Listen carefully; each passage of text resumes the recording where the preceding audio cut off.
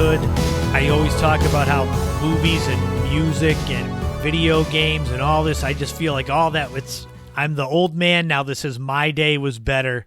Some things have aged very well. Some things have not aged well. And that's what this top 5 is going to go into. The top 5 1980s fads. These are things that every kid and adult had or did.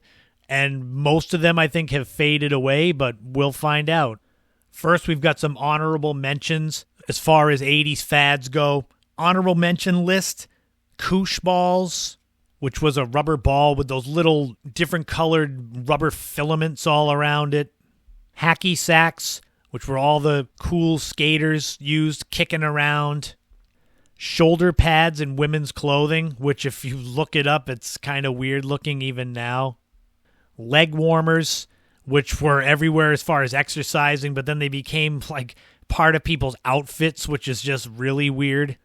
Breakdancing, which I guess is kind of still around, but back then it was everywhere. You put down a piece of cardboard in the street and just start doing these spins and such.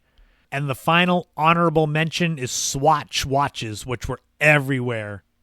So those were the honorable mentions. Let's get into the actual top 5 1980s fads.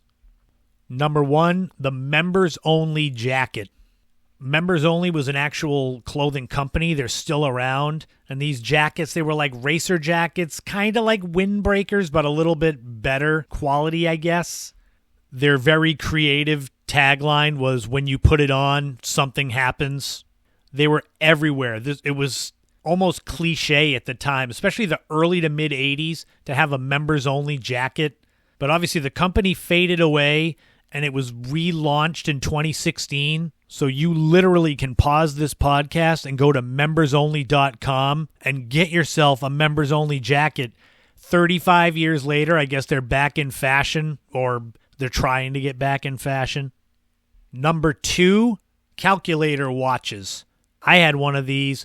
I guess Apple watches that are out now are actually, you can do all the stuff that you do on a smartphone. Calculator watches, that was literally all you could do. And the buttons were so small to try to do any sort of simple addition. It's like you needed the tip of your pencil in school to actually use it. The main brand that sold these was Casio.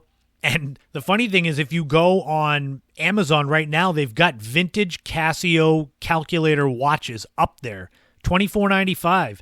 I think that's cheaper than they were back in the 80s when I had mine in school. It was probably more expensive then. Lots of kids had them. I think when we had tests back, 4th, 5th grade, I think we had to take them off. I didn't have mine for very long. Being 10, 11 years old, I probably ruined it. Number 3, and this one is for my sisters, the jelly shoes. These were slightly glittery, open-toed, really soft, rubbery type shoes. I just remember all of my sisters talking about their jelly shoes. They were slip-on, PVC, plastic, rubber. They had a shine to them. All the little girls wanted them. Although the exact origins of the shoes are unknown, it's claimed that a Brazilian company named Grenadine introduced them in the early 1980s. They really took off in 1983 when Bloomingdale's ordered thousands of pairs to sell, and that kind of made them hit the pop culture market. They're technically still around, so you can get some. So if my sisters want to get jelly shoes, I'm sure you can find them. Number 4, Trapper Keeper. So this goes back to everyone in school. The Trapper Keeper was a binder that it had kind of a soft sheen, foamy cover to it. They would have different designs with the Velcro to close it. And inside it had room for all these specific folders for specific classes. Everybody wanted one. Most people had them. I know I had mine. It was created by a company called Mead, and they've actually brought them back. So much like the members only jacket, you can get a Trapper Keeper too. So go out there, get a members only jacket, a Trapper Keeper, some jelly shoes, and just live in the 80s again. Although it was originally launched in 1978 by Mead, it was huge in the 1980s. Go look up on YouTube commercials for it. At its peak, the Mead was selling more than $100 million worth of Trapper Keepers a year. And I know I was a part of that. Were you 80s kids? And number 5, perhaps the biggest fad, Rubik's Cube. It was a puzzle game with different colored squares, and you had to line up all the colors on one side to make them all match. It was originally invented in 1974 by Hungarian sculptor and professor of architecture Erno Rubik, and it was called the Magic Cube.